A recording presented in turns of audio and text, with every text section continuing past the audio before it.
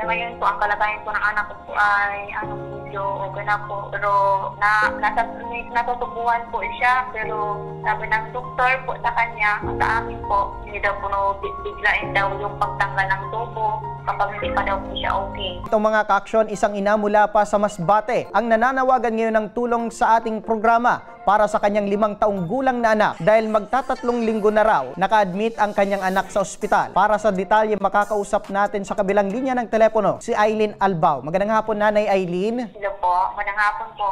Opo, kamusta na po itong anak po ninyo?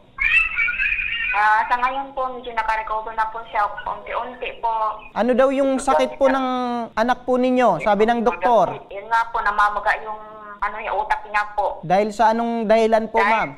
Dahil po sa pag-seizure po niya ng matagal. Opo. Ilang oras po yun. So, nagkaroon po ito ng infeksyon, sabi ng doktor, sa dugo? Opo. Opo. Kailan po nag-start, ma'am, na mapansin niyo po na nag-seizure po itong anak po ninyo?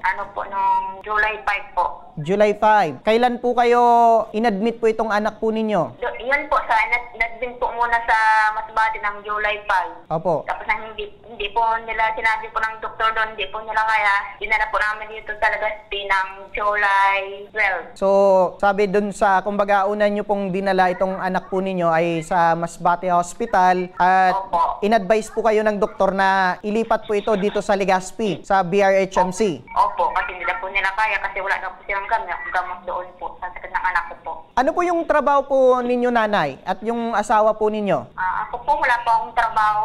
Sa bahay lang po ako. Opo, yung mister nyo po, ano po yung pinagkakakitaan po? Sa labor po, sa Manila po, yung lang, sa construction. So, sumasapat naman po ba yung kinikita po ni mister sa pang-araw-araw po ninyo? At ngayon na meron pong gamutan po itong anak po ninyo? Sa ngayon siguro hindi po sapat po yun. At ngayon, ma'am, ay lumapit po kayo sa aming program. Ano po yung gusto mo or ano po yung ninanais nyo pong tulong mula sa aming program at sa Ako Bicol Party List? Sana, financial po. Opo. At itong matulungan po kayo sa hospital bill po ng anak po ninyo. Opo. Sige, ma'am, standby ka lang, Nanay Aileen, para sa alalahanin po ninyo, nasa kabilang linya ng ating telepono si Ma'am LV Sedeño, ang coordinator ng Ako Bicol Party List. Magandang hapon, Ma'am LV. Yes po, good afternoon. Good afternoon kay Nanay. Opo, meron po tayong kababayan, si Nanay Aileen, na humingi po ng tulong sa Ako Bicol Party List. Ano po yung maaaring maitulong po patungkol po sa hospital bill po nila? Regarding po sa hospital bill ni Nanay, kung may bill na po tayo, dalhin na lang po sa atin sa table 4 and then or sa table 5. Pag may bill na po kayo, gagawin po natin ang lahat para ma-zero balance yung bill ninyo at wala kang iisipin na babayarin. At din po kung may mga reseta po na kailangan din inumin ng bata o gamitin sa bata o kung ano man yung kahit ba dugo. Ano ba yun? Infection ba sa dugo? Yung narinig ko kanina? Opo, Ma'am LV. Yes, if ever man po na may mga lab test na kailangan gawin, sana po available naman sa atin sa BRSMC, sa laboratory. And then kung kailangan po i-send out sa labas, lapitan lang po niya tayo sa table 4 at nang makausap po natin yung social worker kung paano ma-send out yung mga specimen na pwedeng gawin sa labas. Kung po problemahin si Nanay regarding po sa bayarin doon kasi meron naman pong funds sa mga private hospital, so kausapin natin yung social worker na ma-facilitate agad sila, may bigay yung tulong na dapat kay Nanay. So ano po yung magiging proseso po nito, Ma'am LV, para makuha po nila or itong tulong mula sa Ako Bicol Party List? Bukas po, nasa table 4 ako sa BRSMC, malapit po sa social service. Puntahan po ako ni Nanay para po mag-guide ko. Bigyan niya po ako ng idea regarding po sa medical abstract ng pasyente para mapag-aralan ko po ang mga tulong na pwede natin ibigay. Base na din po sa guidelines ng ating DOS, MAIF. And then si Kong Salvi naman po and Kong Gervin, instructed naman po tayo na lahat gawin ng paraan para po yung mga pasyente may libre natin na wala silang problema. So ano na lang po ang kanilang aalalahanin po, Ma'am LV?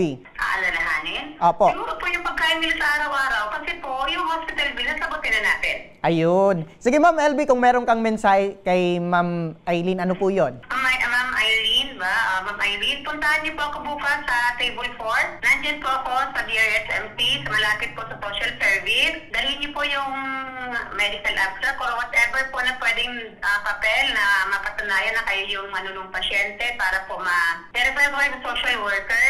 regarding po sa programa na Ako Bicol para po wala kayong problemahin, wala kayong alalahanin tungkol sa pagpapagamot ng inyong anak. Sa muli, ma'am, maraming salamat po, Ma'am LV Sedeño. Siya po ang coordinator ng Ako Bicol Party List. Yes po, thank you so much. God bless. Yam, Nanay Aileen, narinig niyo po si Ma'am LV. Hello, Ma'am Aileen. Hello po.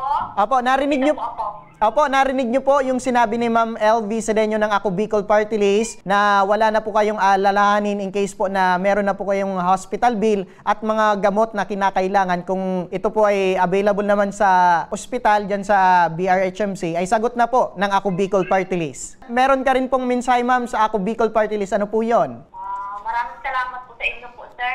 Ayan, ma'am. At maliban po dyan, Ma'am Aileen, makinig po kayo, no? Maliban po dyan sa tulong mula sa Ako Bicol Party List, ay magpapadala po kami ng staff upang maiabot din sa inyo ang munting tulong ng aming program para sa inyo. Grocery pack at Gardenia Bread from Gardenia, Philippines. Opo, sir. Maraming salamat po sa inyo po talaga po. Maraming salamat din, ma'am, sa pagbibigay ng oras at tiwala sa aming program para matulungan po kayo ng Ako Bicol Party List. Opo, maraming salamat po talaga.